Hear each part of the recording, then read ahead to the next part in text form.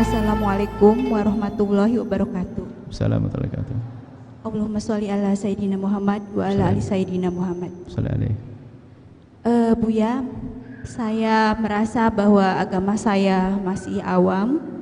Ketika saya melihat terutama di televisi atau di internet gitu, ada beberapa tokoh agama yang menafsirkan Al-Quran itu berbeda-beda. Saya sebagai orang yang awam kadang merasa kebingungan. Menafsirkan Al-Quran gimana? Ya? Menafsirkan Al-Quran Ya, gimana? salah satunya atau contohnya kita sebagai wanita itu ada yang mengatakan boleh tidak pakai jilbab, dan ada juga yang mengatakan berjilbab, ada juga yang bercadar. Bahkan menurut saya itu yang mengatakan itu orang yang benar-benar ahli dalam agama. Dan saya tidak akan menyebutkan, mungkin yang lain juga paham karena anaknya tidak pakai jilbab dan pakaiannya menurut saya itu terlalu seksi gitu untuk ukuran wanita. Walaupun saya sebagai wanita ketika melihat beliau merasa seksi, apalagi ada di televisi. Nah, saya sebagai orang yang awam bagaimana menyikapi permasalahan itu? Apakah saya harus sesuai keinginan atau menurut keyakinan saya bahwa hal itu salah atau benar, atau menurut Buya bagaimana gitu? Baik. Terima kasih sebelumnya. Wassalamualaikum warahmatullahi wabarakatuh. Assalamualaikum warahmatullahi wabarakatuh. Belajar itu enggak susah. Yang susah itu adalah di saat kita itu ngikuti hawa nafsu. Misalnya misalnya ada seorang tokoh, dia menyebut ulama misalnya mengatakan jilbab tidak wajib dan sebagainya. Bahkan dia mengatakan ada keluarganya atau bagaimana. Ilmu itu amanat. Ilmu itu amanat. Kalau memang orang punya takut kepada Allah, akan menyampaikan amanat tersebut. Biarpun pahit. Biarpun misalnya anaknya atau keluarganya belum bisa pakai kerudung misalnya, dia harus berani mengatakan kerudung adalah wajib. Adapun pembahasan masalah menutup aurat yang namanya rambut kepala, itu adalah aurat. Ini sudah disepakati dari masa ke masa, enggak ada khilaf dalam hal ini. Enggak ada khilaf dalam hal ini. Kalau Anda belum bisa menutup aurat, cuman perlu istighfar lah ya, tidak perlu menghalalkan. Jadi paling berat adalah menghalalkan itu. Yang wajib menjadi tidak wajib. Nah, kalau sudah modelnya siapapun, kalau modelnya orang semacam itu melanggar kesepakatan ulama-ulama dari masa ke masa. Kalau di kampung-kampung mungkin ada istri kiai yang tidak pakai kerudung, tapi kiainya masih mewajibkan kerudung loh ya. Jauh lebih bagus daripada orang yang sudah merubah hukum. Adapun kebesaran nama, misalnya dia adalah seorang tokoh katanya. Tokoh nggak begitu. Ya nggak perlu diikuti wong Anda punya bisa memilah. Makanya kita bisa mengikuti kiai kampung lebih baik daripada Anda harus mengikuti ustadz yang ada di televisi tapi melanggar syariat, atau masyhur, atau tokoh kepala suku yang kepala organisasi kayak atau suku tapi melanggar syariat. Nggak ada perlunya.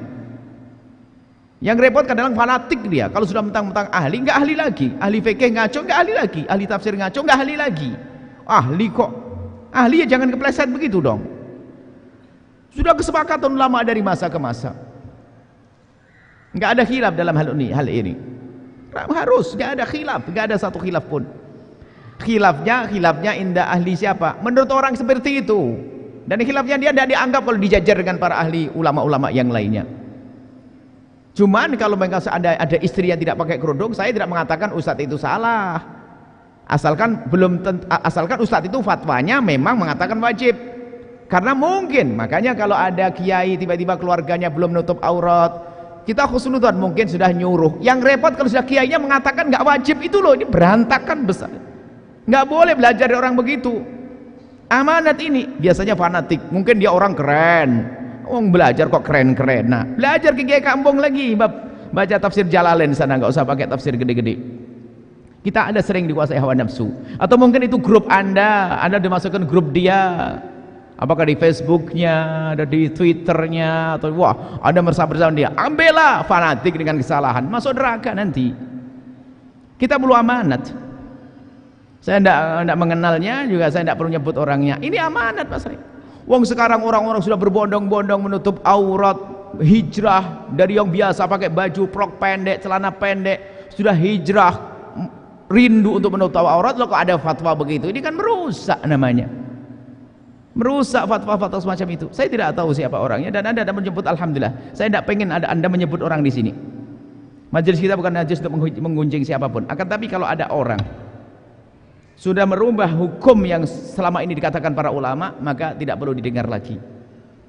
Kalau seandainya dia salah, dia mengatakan saya salah. Oh iya, mungkin orang salah, khilaf. Saya waktu 2 tahun yang lalu saya mengeluarkan fatwa gini dan saya menyesal. Hebat. Tapi kalau mendukung fatwa yang salah menurut para ulama, lah kalau dijajar, wah dia ahli hadis misalnya, mana lebih hebat dengan ulama terdahulu yang juga ahli hadis. Dijajar dengan Ibnu Hajar al-Asqalani. Wah dia ahli tafsir. Kita punya juga Imam Jaluddin al-Mahali. Ayo berani lebih dijajar dengan Imam Suyuti. Berani enggak? Yang mengatakan lebih hebat. Karangannya wah berjilid-jilid misalnya. Imam Suyuti berjilid-jilid. Ratusan karangannya, bukan jilidnya. Banyak. Ayo mau dibanding. Kok mau banding-bandingan? Siapa Anda dibandingkan dengan ulama terdahulu? Yang repot adalah ta'assub, fanatik. Salah hebat. Sudah kalau hebat enggak punya salah. Sudah jelas hal sepele saja salah kok. Itu biasanya nanti ada urusan akidah yang lain yang disepelekan, karena adalah main-main urusan agama. Jangan dibawa ke siapa-siapa. Saya tidak mau diadu dengan siapa-siapa. Saya mengomentari kalau memang ada orang sudah jelas-jelas pelanggaran syariat dan dia tidak insaf, kalau seorang ustadz kiai melakukan keharaman, namanya manusia ya. Tapi kalau fatwa mendukung sesuatu yang salah, ini repot. Kalau Anda cari kesalahan saya, banyak, bukan ada, banyak. Yang tidak dosa hanya Rasulullah saja. Tapi tolong kalau saya punya kalimat yang salah berkenaan dengan agama, keimanan, sampaikan ke saya. Kalau betul yang Anda sampaikan, saya langsung di mimbar juga minta maaf. Menyampaikan, saya tarik itu omongan. Saya punya amanat di hadapan Allah. Kalau saya mati ini direkam terus ini kemana-mana. Kalau saya fatwa yang keluar daripada perkataan para ulama, saya fatwanya itu bukan fatwa saya nukil ulama. Kalau salah, sampaikan ke saya, assalamualaikum Buya, bahasanya Buya pas di majelis ini Buya mengatakan begini-begini ini. Oh betul, saya besok langsung pengajian saya rubah. Tidak akan kurang, hidung saya tetap, mata saya tetap. Justru di hadapan Allah itulah yang mulia orang insyaf. Berat, paling berat yang orang itu adalah menarik dari fatwa yang pernah disebutkan hanya karena dia seorang tokoh. Justru lebih hebat kalau dia berani menarik fatwa.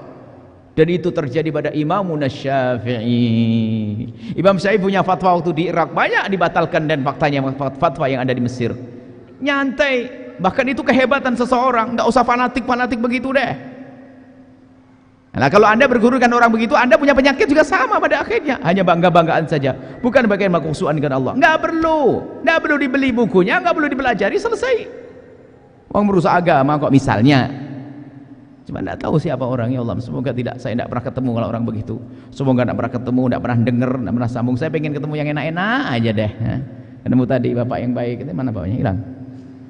Bapak yang baik, saya ketemu gini enak kan? Ketemu ini, tidak ketemu yang aneh-aneh, saya tidak perlu yang tadi. Makasih, wallah alam bisawab.